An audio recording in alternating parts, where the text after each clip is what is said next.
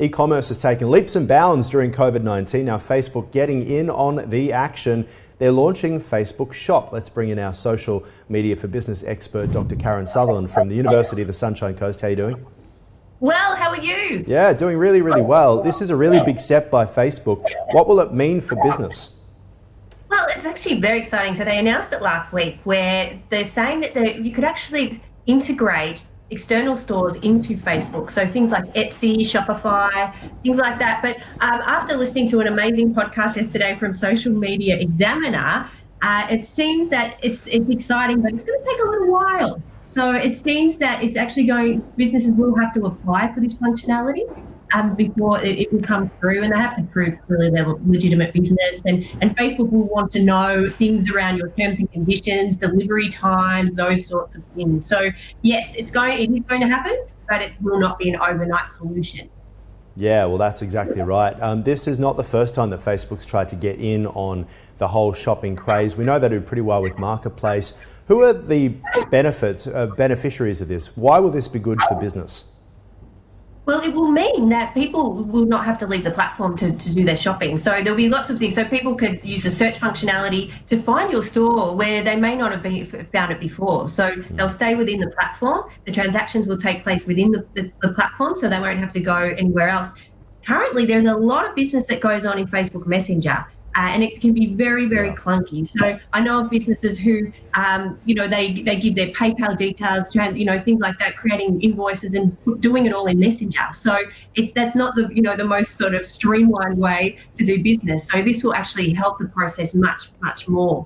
It will also mean that you'll be able to advertise your products when people are in the store, so you'll be able to target them. The analytics will be amazing as well, because you'll be able to see which Facebook users are purchasing your products. And Facebook says there's also going to be a reward system. You'll be able to create a reward system for repeat customers and to encourage them through those customer stages, which that's pretty exciting. I guess the concern that a lot of businesses would have is giving Facebook all of their business and too much power. There are some people who I've spoken to the last couple of weeks who say, this is fantastic. It means that we can give up on all the costs of running our own website. What are your views on that for business, of putting all your eggs in the Facebook basket? No, you would not. I mean, you have to be risk averse, and so you have to make sure that you have backups. So even, some businesses, even without this functionality, have found that sometimes Facebook have just shut down their ad accounts for no reason, and they haven't had another one, and they're lost. So you really need to think about risks involved in doing this and make sure that you are backed up in other ways through other websites and other functionality. So you're not, if something happens with Facebook, your whole business isn't over. Yeah. Is this going to be the eBay killer, do you think, that businesses will be looking more towards Facebook?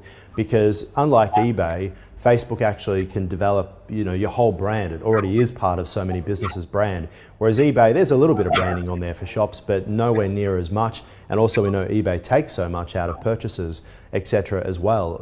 Obviously from a competitive point, it's pretty good to have Facebook taking it up to eBay. It might mean that eBay might reduce their prices a little bit. But in terms of for business, would you be kind of looking at them shifting from eBay towards Facebook? What's your thoughts there? I think it would be good to have both. I mean, why not? Why not put your products out in as many places as you can? Well, I guess it's because for a lot of people it's hard to maintain. It depends on the size of the business, right? And as you and I discussed before, with social media in general, we say, kind of focus on what your best thing is and go for that, as opposed to spreading yourself too thin. Do you think that the same rules apply when it comes to shopping, or do you think you just have to try and cover as many places as possible? Well, I think it's going to be, clearly, if you've got a really well-functioning eBay store, you'd be crazy to shut that off and go straight to Facebook. But you might want to roll that over in time and have some products featured on Facebook so as well. And then you can also direct people to that eBay store if they want to look further. So there'll be different strategies around it where you can manage both. But moving everything over to Facebook, I would be a bit wary about that. What about privacy concerns with Facebook and what they're going to be doing with all this data coming from shoppers? We found in the past that we've all fallen for the Facebook charms, only to find out that our data is kind of up for grabs. What are your thoughts on this? I don't think it will be very different to what's going on now, where, Facebook, their key income is from advertising. And so I think they'll just be using that same data to for advertising revenue, to create profiles on shoppers and users so that advertisers can target them. So I think, so I can't see anything really major shifting with that. It'll just have that extra layer of knowing, who's actually spending and what they're buying in your store. So it might mean that your ads are a bit better targeted, because I know I get some crazy ones because based on my age. So maybe you'll get products based on the things that you bought before. Yeah, and that's a really good point, that I suppose having that Facebook knowledge of what you're looking for from a customer's perspective is one of the really big selling points, isn't it? We know that eBay is kind of limited in that regard. Also get quite frustrated with eBay that you go and make a purchase, and then as you make a purchase it says, here are your related search items, and it's the exact same item for cheaper at a different store, which didn't show up before you bought it in the first place. And those kind of frustrations, I guess, lead to a lack of trust for the platform over time as well, that you're not necessarily being looked after or get the good deal. You think that algorithms might actually help that on Facebook? Well, I mean, it will depend on the search functionality for the stores. So, I mean, essentially, I think what Facebook is hoping is that you will go in and you'll say, I want a red shirt.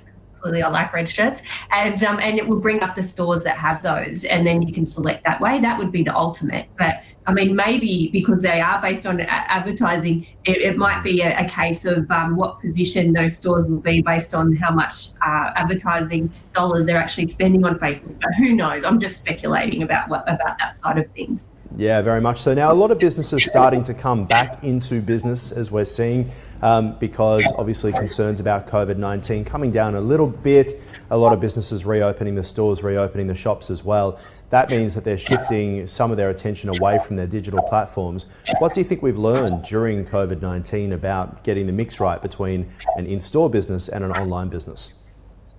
Well, look, I think and I know it's hard because people only have a certain number of resources. So they're either in store, like doing both is going to take a lot more resources and time and money to do that. But I think people are starting to get used to being able to easily purchase things and have them delivered at home. So It might be even worth like doing some research with your audience, like your customers now, just to find out what they want and find out the mix from them, because ultimately they have the final say. And they'll vote with their feet, or their mouse. So it's really a good idea to check in with them now, just to see what it is they want from you. It's a pretty frustrating time. I went shopping with a friend on the weekend, went to a store at Chadstone, and he bought himself a pair of shoes. They didn't have the shoes in size and tried to make out that it was going to be a really simple, easy process. They've sent him the wrong pair of shoes, the wrong size, the wrong colour, etc., to the wrong address. Which is just perfectly well done. And then on top of that, when he was in the store and he tried to buy himself a t-shirt, their FPOS wasn't working either. And this is a really big company. It's just a sign for me that even big companies are really still struggling to deal with the change to internet and the expectations that have come with it. Oh, absolutely. Absolutely. And because I think it all happened in such a hurry, Yes. It was like, it must change now. I mean, I know working at the university, luckily my courses were online, but my colleagues, they had a week. There you go, you're online. So having that sort of time frame really pushes it. So, and often you don't understand the bugs until it's already going, and you've got customers doing the interactions in that way. So, yeah, I think that had a lot to do with it. So hopefully over time they'll be able to iron those out as they come up. All right, Dr. Karen Sutherland from the Uni of the Sunshine Coast. Thanks for your time. Thank you.